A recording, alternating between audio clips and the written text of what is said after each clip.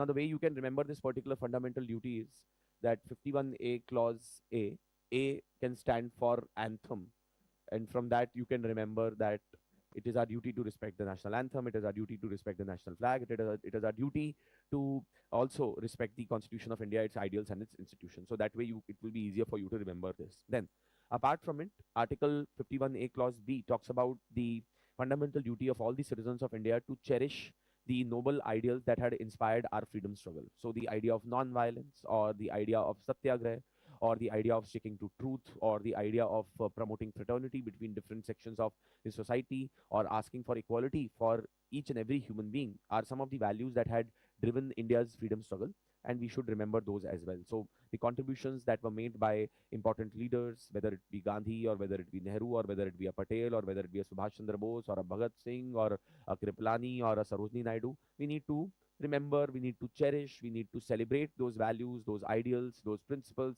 that were given to us by these great people. And that's why the fundamental duty under 51AB. So the way you can remember this particular fundamental duty is, again, see, I mean, you can have your own different ways of remembering them. This is something that I have devised, and I'm sure that many others may have also devised it, but that's not the point. The point is that how we can just remember these fundamental duties. So B, you can just remember for Bapu, and that will help you remember that it relates to the freedom struggle, and it relates to the noble ideals that had inspired our freedom struggle, is what we can remember. Then apart from it, it says to uphold and protect the sovereignty, unity and integrity of India. So it is the duty of every citizen of India to uphold the sovereignty, unity and integrity of India. Now, even though this is a very vague duty, we don't know that how an individual citizen of India can be upholding the sovereignty, unity and integrity of India. Possibly it could mean that it is important for us not to be involved in secessionist activities. It is important for us to try and ensure the maintaining the unity of the country by not dividing the society on the grounds of religion, caste, sex, language, region, etc. So that could be one of the approaches that we could take in this particular case. So when it says to uphold and protect the sovereignty, unity and integrity of India, even though this is of course technically wrong, but the way you can remember it is that C stands for sovereignty, right? So I mean, of course, that's a wrong spelling for sovereignty, but that is one of the ways in which you can remember that the 51AC talks about the duty of every citizen of India to uphold the sovereignty, unity and integrity of India. So C starting from the sovereignty starting from C would remind you of what is the fundamental duty that is supposed to be performed by all the citizens. Then 51AD, to defend the country and render national service when called upon to do so. So whenever any citizen of India is called upon to perform any national service, is called upon to be a part of the armed forces in order to protect the nation against the enemies, then these citizens should abide by that particular fundamental duty as well. This one is pretty simple to remember, because you can just remember that 51AD, D here stands for defend.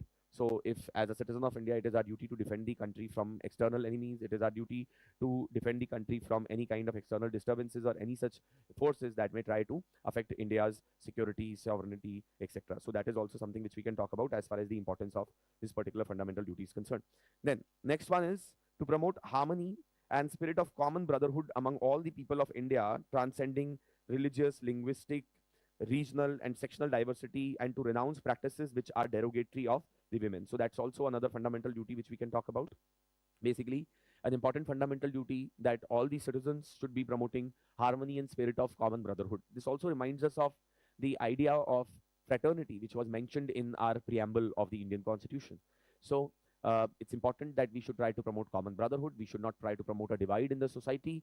And then it says also renounce practices that are derogatory to the dignity of women. So it is important that we should stay away from practices which are derogatory to the dignity of women. We should try to follow laws. We should try to follow the ethical principles that uphold the respect for women in the society. So 51A clause E, and you can remember E with enmity, or you can remember it with enemy as well, that we should not have any enemies, or we should not promote enmity between different sections of the society. It is our duty to promote common brotherhood among all the sections of citizens in India, irrespective of their religion, race, caste, sex, sectional diversity, etc. Then the next one is to value and preserve the rich heritage of our composite culture.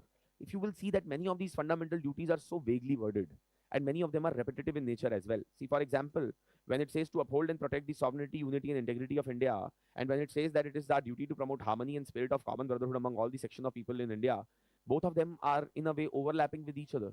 And this is a problem with the fundamental duties and one of the criticisms against them as well. And this one, if we look at where it says that we should try to value and preserve the rich heritage of our composite culture, what exactly does composite culture of India means? Does it mean the composite culture that we have developed in last 200 years? Does it mean the composite culture that we have developed over last 5,000 years? What exactly does that mean is something which is again a problem. Because see, if you talk about composite culture, then ideally, if we go back 5,000 years, or not even 5,000 years, if we just go back 100 years, then that composite culture would also include Bangladesh and Pakistan as well.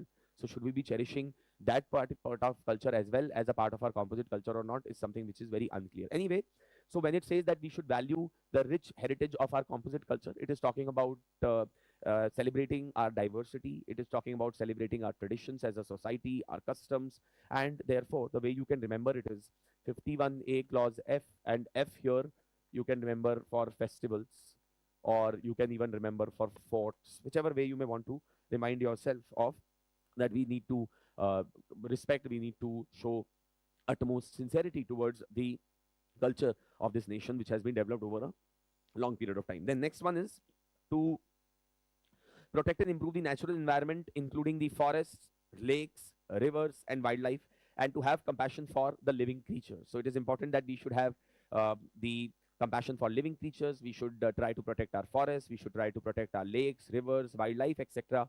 And therefore, another way in which you can remember this particular fundamental duty is that G stands for green. So we need to be preserving the forests. We need to be preserving the wildlife, the rivers, and the show respect and empathy towards the other creatures of the nature as well. Then to develop scientific temper, humanism, and spirit of inquiry and reform. This is the need of the hour. Most of the Indian citizens, unfortunately, are extremely superstitious, do not believe in science, do not believe in the spirit of inquiry. You just need to open up any TV news channel in the morning to realize how unscientific people in this country can be. When people are sitting on news channels and listening to astrology and listening to the palm reading which is being done by people, right? Absolutely pathetic kind of information dissemination which takes place on the news channels, right? Even if you open up the newspapers, they put up a horoscope and a zodiac sign every day. That in itself shows the kind of scientific temper that individuals have in India. See, scientific temper or the spirit of inquiry basically means that you will not accept anything that is told to you as it is. Rather, you will try to understand whether that is proven through evidence or not.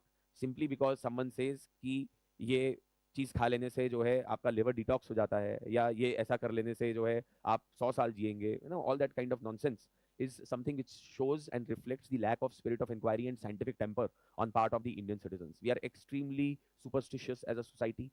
We, as I said, do not believe in matters of science. We believe in things that are all supernatural in nature, but that is not how nature works. Nature also works according to some science and laws. Anyway, so when it says to develop scientific temper, humanism, and spirit of inquiry and reform, so this one is 51A H, and from H you can remember humanism, from H you can remember spirit of inquiry, and then it will be easier for you to remember the scientific temper aspect as well, right? So this is as far as 51A clause H is concerned.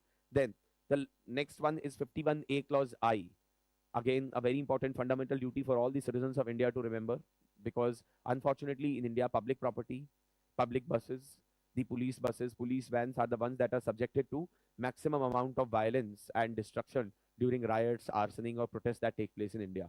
Right? So public property is the biggest casualty. It is important for us to abjure violence and to safeguard public property as well, because ultimately public property belongs to all of us. Public property doesn't belong to the government, but public property belongs to the citizens of India through whose hard-earned money that particular public property has been bought. So 51A clause I, and from I you can remember injury. We should abjure any kind of injury. We should abjure any kind of violence. We should abjure any kind of injury to the public property, etc. is another way in which you can remember this. Then the next one is 51A clause J. Now, this one, if you remember, we have already discussed this briefly when we were discussing about the abolition of titles in India. The Supreme Court of India had justified the practice of giving the civilian awards in India, such as the Bharat Ratna, and the practice of giving the civilian awards such as your Padma awards on the grounds of 51A clause J, which basically says that all the sections of citizens in India, or all the citizens of India, should strive to achieve excellence in all the spheres of individual and collective activity so that nation constantly can rise to higher levels of achievement. So it is our duty that whatever work that we are doing, whatever activity that we are doing, we try to achieve excellence in that duty. Only then, as a society, as a nation, we can collectively improve, right? Instead of telling the other what they should be doing, if we can just focus on our own work, if we can just try to do everything in the best possible manner, whatever work that we do, we may be a sweeper, we may be an engineer, we may be a doctor, we may be a lawyer, we may be a teacher, we may be any profession. What it is our duty to try to achieve excellence in all the spheres of life so that constantly nation as a whole can rise to higher levels of achievement, right? So there are many societies in the world that do tend to follow this kind of principle, especially societies that have been affected by war in the past. If you look at South Korea, if you look at Japan, you will find that people are extremely cautious towards the individual work that they perform, because they believe that if each and every individual in the society can do their job properly, then automatically the entire nation would collectively rise as a group. Anyway, so 51AJ, again here what you can do is that you can remember J for genius, even though that's again a wrong spelling, but you can say that we should try and achieve genius in each and every sphere of life that we are associated with, or every activity that we are associated with as a part of our day-to-day activity, right? And then the last one is 51A clause K, which was added in the Indian Constitution by the 86th Constitutional Amendment Act. Now, this is also important to note. Let's say if UPSC asks us a question, which of the following provisions were affected as a result of the as a result of the 86th Constitutional Amendment Act, तो उसके अंदर अगर UPSC हमें option देती है, let's say for example, one is fundamental duties, the other it gives us the example, the second statement it gives us directive principles of state policy, and the third fundamental rights, all three will be correct, because 86th Constitutional Amendment Act added the fundamental right to education under Article 21A.